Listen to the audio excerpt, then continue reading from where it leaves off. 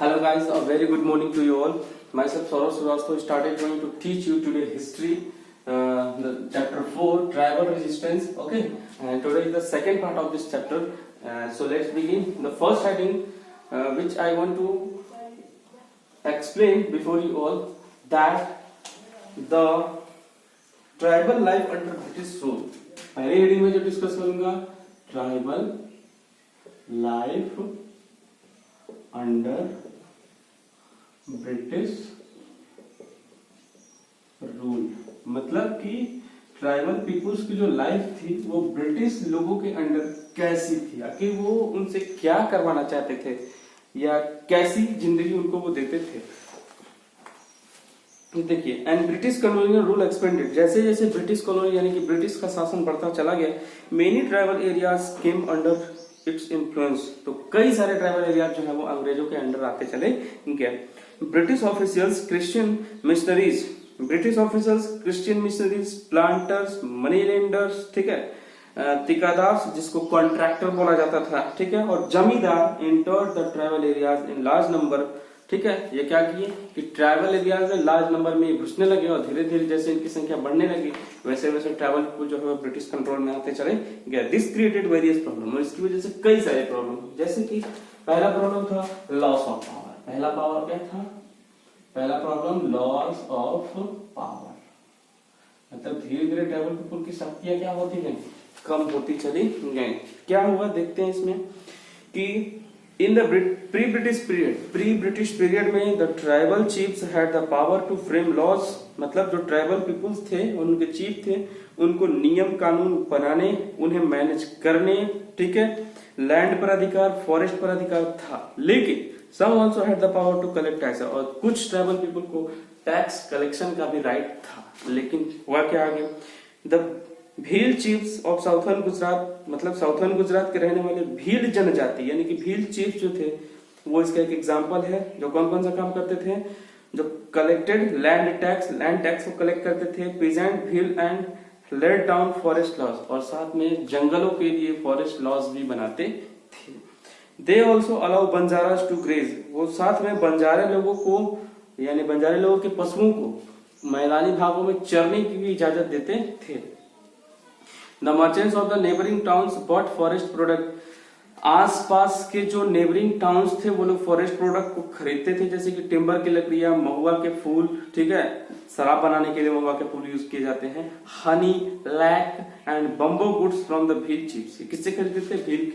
Bhil chief से खरीदते थे. The Maratha rulers paid hack to the Bhil chiefs. Maratha के जो शासक थे वो भी भील जनजाति को एक टैक्स पे करती थी जिसे हैक बोला जाता था. HAK.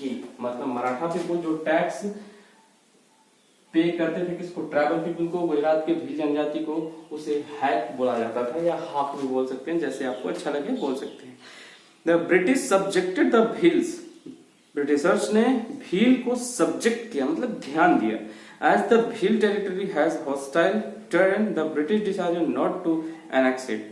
ब्रिटिशर्स चाहते थे कि भील ये सब काम ना करें.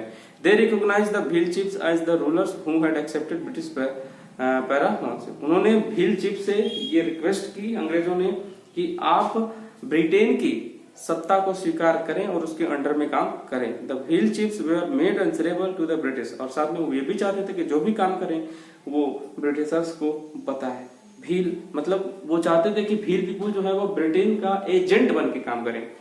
The various things such as the maintenance of the law and order को मेंटेन करें. In course of time the chiefs lost their traditional forest right. जैसे जैसे समय बीतता गया भील के जो चीफ्स थे वो अपने क्या किए, पावर को धीरे धीरे खत्म होते देख रहे थे.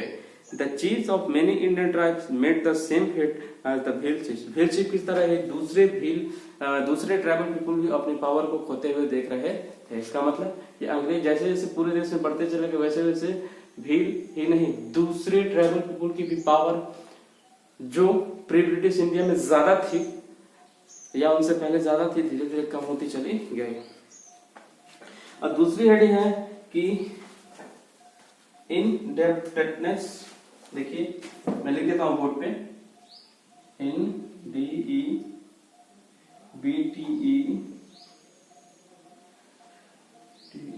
DNES, indefiniteness and loss of livelihood and loss of livelihood मतलब यहाँ तक उनकी कंडीशन खराब होती चली गई। कहने का मतलब कि धीरे धीरे उनकी कंडीशन बहुत ज्यादा खराब हो रही थी। देखिए कि British land revenue settlement were extended to the tribal land and taxes were imposed on tribal produce. यह है कि ब्रिटेन ने लैंड रेवेन्यू सेटलमेंट को एक्सटेंड करके ट्राइबल लैंड पर भी अपने टैक्स पे अप्लाई कर दिया और साथ में ट्राइबल पीपुल जो भी पैदा करते थे उस पर भी टैक्स को इम्प्लीमेंट कर दिया। The needs of the cash to make payments force the tribal people to turn to the money lender for loan and high rate interest. Tribal people को जबरदस्ती कहा गया कि आप मनी लेंडर से पैसे लीजिए, वो भी हाई रेट पर। When they could not repay the loan, जब वो लोन चुका नहीं पाते थे, the money lender took away their cattle, तब वो उन ट्रैवल पीपल के पशु को ले लेते थे, कार्ट्स बैलगाड़ी को ले लेते थे, एंड सम टाइम्स लैंड, और कभी कभी उनकी जमीन को भी वो ले लेते थे, thereby depriving them of their only means of livelihood, मतलब जो सिर्फ और सिर्फ उनका जीने का साधन था, मतलब जमीन, पशु, कैटल, ये तीनों ही ट्राइबल पीपल के जीने का साधन था। और अंग्रेज जबरदस्ती उनसे मनी लेंडर से पैसे लेने के लिए कहते थे और जब वो उसको पे नहीं कर पाते थे तो फिर ये जमीन वगैरह क्या हो जाती थी, अंग्रेजों के नाम हो जाती थी, जो उनके लाइवलीहुड का सिर्फ सिंगल तरीका था।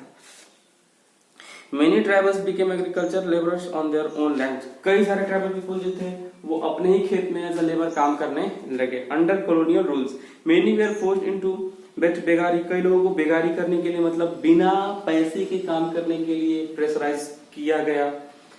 The planters converted suitable tribes land in the plantation, कई सारे प्लांटर्स को प्लांटेशन में लगा दिया गया, मतलब अब लोग अंग्रेजों के अंडर थे तो वो लोग जो चाहते थे कराना वो कराते थे। Okay, this cause the residents tribal to be displaced from their homes and, और इसकी वजह से ट्राइबल को अपने घर तक को छोड़ना पड़ा, ठीक है, रोजी रोटी को चलाने के लिए। अब आगे देखते हैं कि operation of the forest tribes, operation of the forest tribes, अगली हेडिंग है operation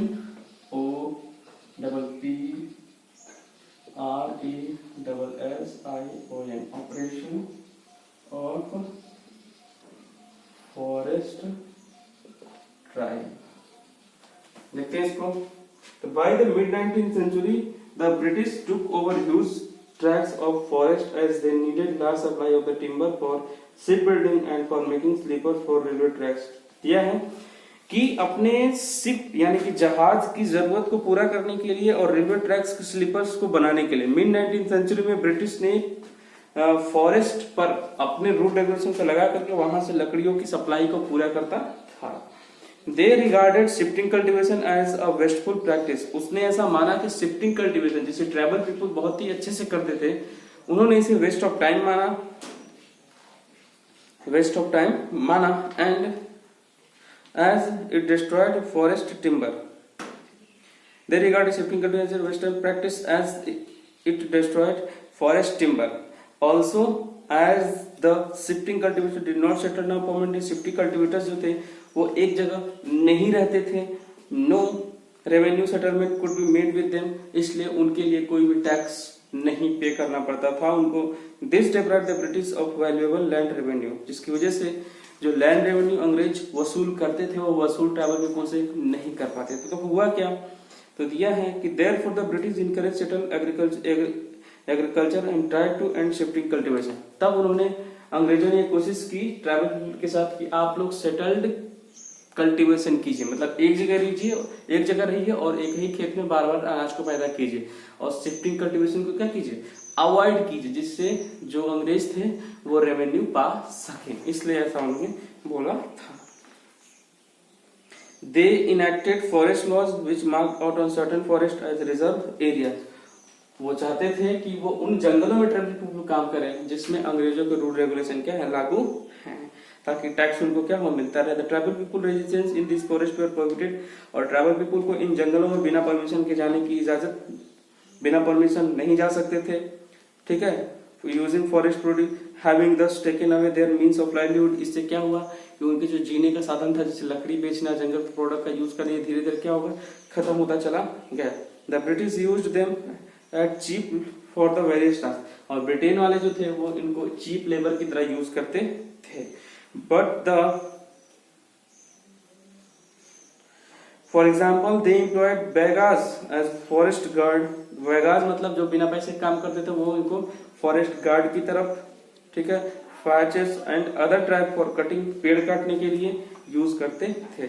some tribes like those of the north eastern hills of India protested against the reservation of the forest. कुछ ट्राइबल पीपुल जो eastern hill, north eastern hills of India के रहने वाले थे, उन्होंने reserve यानी कि फॉरेस्ट लॉज के खिलाफ क्या किया, प्रोटेस्ट किया, प्रदर्शन किया। The protest gradually became very strong protest, और खतरनाक होता गया, मजबूत होता गया।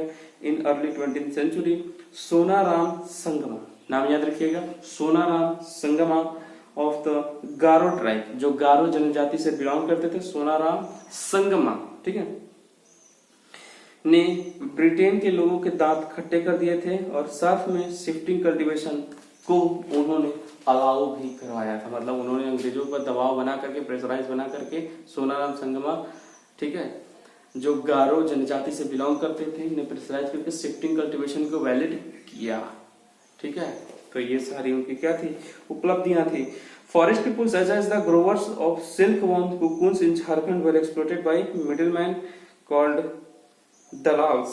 फॉरेस्ट पीपुल जिसमें से सिल्क वॉर्म, मतलब झारखंड में जो सिल्क वॉर्म यानी कि रेशम निकालते थे झारखंड के लोग, उनको दलाल बोला गया। And the dalal were agent who bought forest produce at a very cheap. दलाल वैसे एजेंट होते थे जो फॉरेस्ट प्रोडक्ट को बहुत ही सस्ते रेट पे खरीदते थे। And made huge profit by supplying it to traders, और इसे बहुत ही अच्छे दामों पे, हाई रेट पे सप्लायर्स को बेचते थे। कभी कभी tribal such as Baigas who carried forest produce to the market were exploited by the petty British officer. जब कभी ट्रैवल पीपल फॉरेस्ट प्रोडक्ट को डायरेक्ट मार्केट में बेचने की कोशिश करते थे तो ब्रिटिश ऑफिसर्स उन्हें रोका करते थे। And to product without paying, और उनके प्रोडक्ट को भी ले लेते थे बिना पैसे दिए।